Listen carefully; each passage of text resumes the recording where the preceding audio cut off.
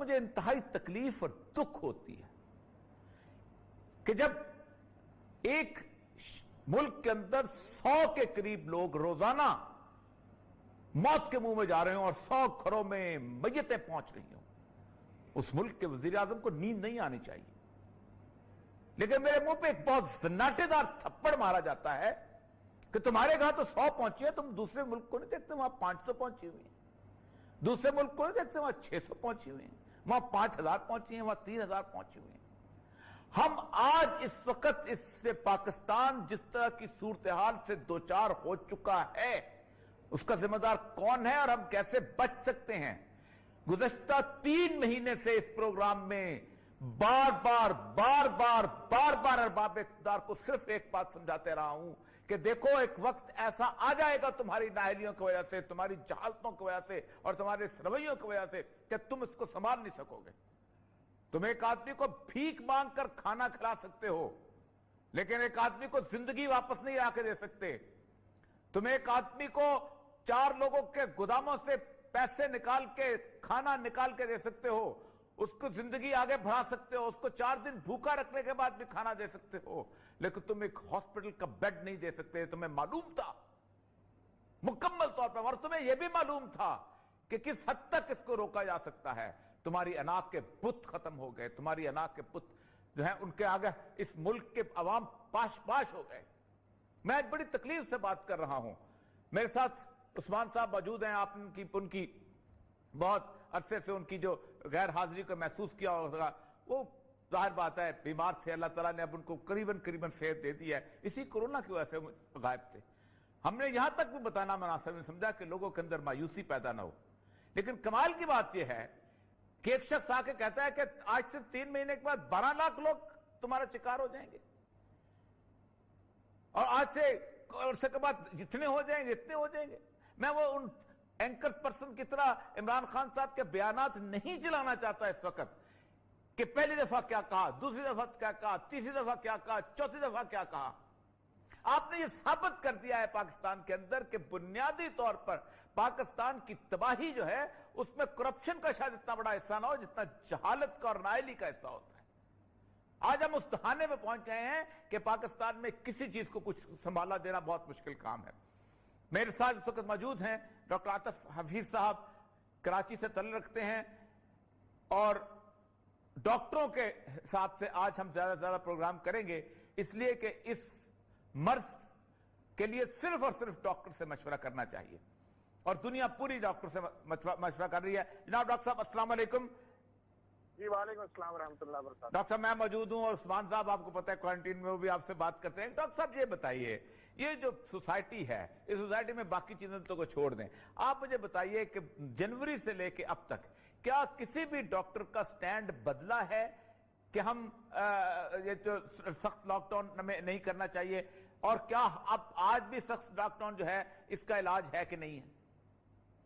آپ کی جگہ آپ کی آواز مجھے صاف نہیں آئی، اور یہ صاحب سوال میں سمجھ نہیں سکا ہوں آپ۔ میں عاطفی صاحب میں بنیادی طور پہ کہہ رہا تھا کہ کیا جنوری سے لے کے اب تک دنیا میں کہیں ڈاکٹرز کا یہ سٹینڈ بدلا ہے کہ اس کا علاج بہت سخت قسم کا لاک ڈاؤن ہے تاکہ ہم ایک سطح تک چیزوں کو روک لیں پھر بعد میں کنٹرول کریں، اور ہم نے نہیں کیا تو کیا اب کیا علاج ہے اس کا؟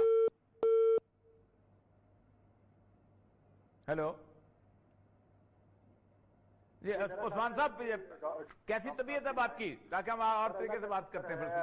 اللہ کا شکر ہے، بہت کرم ہے، آپ تمام لوگوں کی، دیکھنے والوں کی تمام کی دعائیں ہیں، اور اس 12-13 دن کے اندر جو دوستوں نے، احباب نے دنیا جہاں سے، ہر ملک میں، ہر جگہ، ہر شہر سے فون کیے، اور اس سے آپ کی دعائیں بھی ملی۔ اللہ کا خاص کرم ہے کہ بہت بڑی ویسی علامت نہیں آئی، اور خیر خیریت سے جو ہے یہ دن گزرے ہیں۔ اور اس کے اندر جو ایک چیز جو میں نے ایکسپیرینس کی، اور یہ صاحب، وہ صرف آپ اس بیماری کو اپنے اوپر مثبت لے کے نیگیٹو کر سکتے ہیں۔ صحیح بات، اس کو مثبت لے سوچ کر نیگیٹو کر سکتے ہیں۔ تو ہر کیسز میں یہی ہوا، اور اس عرصے کے اندر میں لوگوں کے ساتھ بھی جو کورونا کا شکار ہوئے، بہت بڑی تعداد ہے دوستوں کی جو اپنے گھروں پر ہیں، اسپتالوں کے اندر ہیں، اور کئی کی حالت کئی سیریس ہے، تو ان کے ساتھ کاؤنسلنگ کر کے، اور جو پہلے اس فیز سے گزر چکے ہیں ان سے بات کر کے، میں خاص طور پہ یہاں ذکر کروں گا ڈاکٹر جاوید سبزواری کا، डॉक्टर अजमत अमजद साहब का और डॉक्टर जुवेद अकरम साहब का, कि जिनकी रहनुमाई रही और वो रोजाना पूछते रहे। और खास तौर पर डॉक्टर चौधरी अब्दुल साहब का, और खास तौर पर हमारे बड़े भाई हैं चौधरी अब्दुल खालिक साहब, जो दिन में 3-3, 4-4 बार पूछकर खैरियत दरियाफ्त करते रहे। हमारी नहीं और जितने भी मेयो फैमिली के दोस्त है बाप इस बीमारी से गुजर रहे हैं। खास तौर पर मलिक साहब, मलिक साहब, उनकी तबीयत तो काफी खराब है, अल्लाह का शुक्र है। रिवान जलाल है और हाफिज वहीद साहब हैं और महमूद खालिक हैं, हमारे आईटी के डायरेक्टर हैं। अल्लाह का शुक्र है ये तमाम लोग जो है सेहत हो रहे हैं। जी उस्मान साहब, वो आगे डॉक्टर साहब लाइन पे आ गए हैं। मेरा ख्याल है हमने जानबूझ के नहीं बताया था कि लोगों के अंदर पैनिक पैदा ना हो। कितने लोग थे जो हमारे न्यू फैमिली के इसमें चले गए। जी डॉक्टर साहब, अस्सलाम वालेकुम रहमतुल्लाह। आपका राब्ता कट गया था। ये मुझे बताइएगा कि जनवरी से लेके अब तक मैंने जितनी दुनिया की मुख्तलिफ किस्म की प्लानिंग्स देखी हैं, उसके अंदर वो सख्त लॉकडाउन से एक मामले को ठीक किया, उसके बाद वो आगे निकले। यहां तक कि भारत में भी जो सबसे बेहतरीन एक्सपेरिमेंट है वो केरला का कहा जाता है कि इंडिया के अंदर जो सबसे सख्त लॉकडाउन था वो केरला रियासत ने किया और केरला ने बिल्कुल उसको जीरो पे लेके आ गए, जैसे कहते हैं, उसकी कर्व को फ्लैट कर दिया, उसको कमाल की बात की। आप मुझे बताइए, क्या पाकिस्तान में कभी डॉक्टरों ने इज्तिमाई तौर पर सोचा कि लॉकडाउन के अलावा भी कोई और रास्ता है इसका? जी बिस्मिल्लाहिर्रहमानिर्रहीम। और ये साहब, जैसा कि आपको मालूम है कि ये तो बहुत अरसे से, रमजान से पहले, और हमने जो है वो जिस वक्त मरीजों की तादाद 11-12 हजार थी, उस वक्त आपके प्रोग्राम में भी हमने कहा था और तमाम चैनल्स पे और न्यू टीवी के तो कई चैनल्स में हमारे मुख्तलिफ लोगों ने आके पाकिस्तान इस्लामिक मेडिकल एसोसिएशन के इस बात को उस वक्त हमने कहा था कि अगर इस वक्त स्ट्रिक्ट लॉकडाउन नहीं किया गया तो ये एक्सपोनेंशियल ग्रोथ इसका जो है वो रिजल्ट होगा। एक्सपोनेंशियल ग्रोथ का मतलब ही यही है कि रोजाना चीजें मल्टीप्लाई होती जाएंगी। मुझे अभी तक याद है कि 25 अप्रैल को ये मरीजों की तादाद 12,500 थी और अमवात जो थी वो 269 269 अफराद जो थी। आज आप देख लें कि क्या हाल है। और उस 25 अप्रैल को आज जो है वो 15 जून है, तो तकरीबन जो है समझ लें कि 1 महीना और 20 दिन गुजरे हैं और हम जो है वो 1.5 लाख का फिगर टच कर रहे हैं और हमारे यहाँ अमवात भी जो है वो बढ़ती चली जा रही है। अच्छा, बात यह है कि हम बहैसियत डॉक्टर के तो हम जिंदगी देखते हैं, हम स्टैटिशियन नहीं है, हम फिगर्स की बात नहीं करते। नहीं ये कोई मैच हो रहा है कि इतनी विकेटें गिर गई या इतने जो है वो रन बाकी हैं और इतने ओवर बाकी हैं। हम तो एक जिंदगी देखते हैं और उस जिंदगी को भी हम देखते हैं कि वो कितनी कीमती है।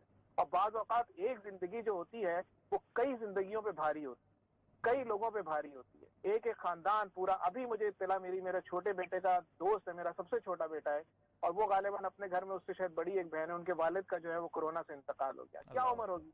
50 के करीब, इससे भी छोटे होंगे। जाहिर है मेरे बच्चे बड़े हैं, मुझसे छोटे होंगे। तो अब आप बताइए कि ये जो है वो एक नुकसान, एक बच्चे, उनकी एजुकेशन, सब चीजें स्टैंड स्टिल हो जाती। जिस तरह जिंदगी गुजरी क्या होगा।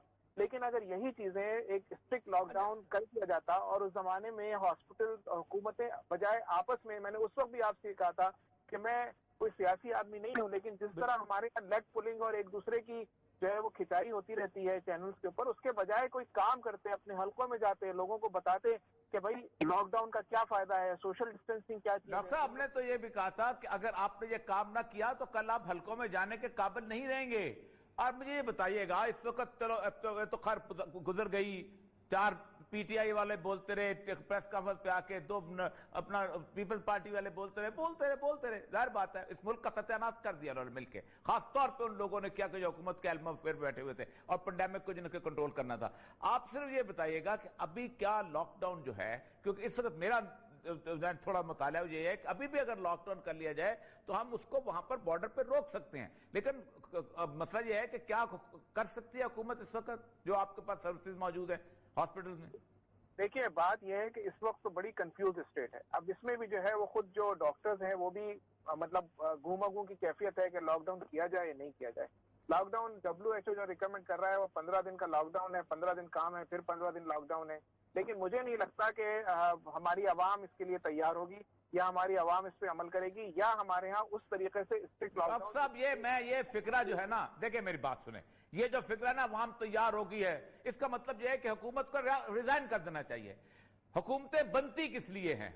हुकूमतें इसलिए बना करती हैं सरकार कि लोग अपना कुछ इख्तियार जो है कुछ एक ग्रुप को दे देते हैं कि तुम 2 काम करो, लॉ एंड ऑर्डर कायम करो और जस्टिस दो, क्योंकि ये आवाम से नहीं होता, ये हुकूमतें किया करती हैं। آپ سوچ سکتے ہیں کہ آپ کھڑے ہو کے رونا روئیں لوگوں کے سامنے کہ 1000 روپے کا جو ہے وہ ملتا تھا اپنا جسے کہتے ہیں میٹر جو تھا آکسی میٹر جو ہوتا تھا وہ آج 8500 کا مل رہا ہے.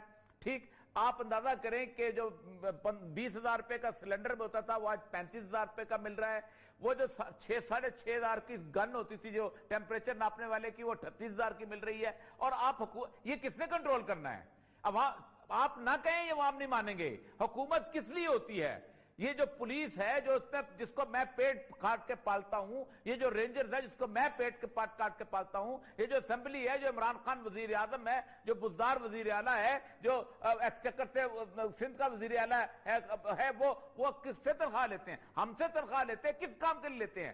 کہ لوگ اگر نہیں مانتے تو ان کو منوایا جائے. یہ بالکل غلط ایٹیچیوڈ ہے. ہم بھی کہہ دیتے ہیں اور سب بھی کہہ دیتے ہیں کہ یہ لوگ نہیں مانیں گے. وہ دنیا میں کبھی کسی وزیر اعظم نے کہا ہے لوگ نہیں مانیں گے؟ جی بالکل. جن ملکوں میں لاک ڈاؤن کیا گیا, میں تو یہ اصل میں عرض کر رہا ہوں آپ سے کہ اب اس وقت لاک ڈاؤن بھی ایک کنفیوژن کا شکار ہے کہ کیا یہ کام کرے گا.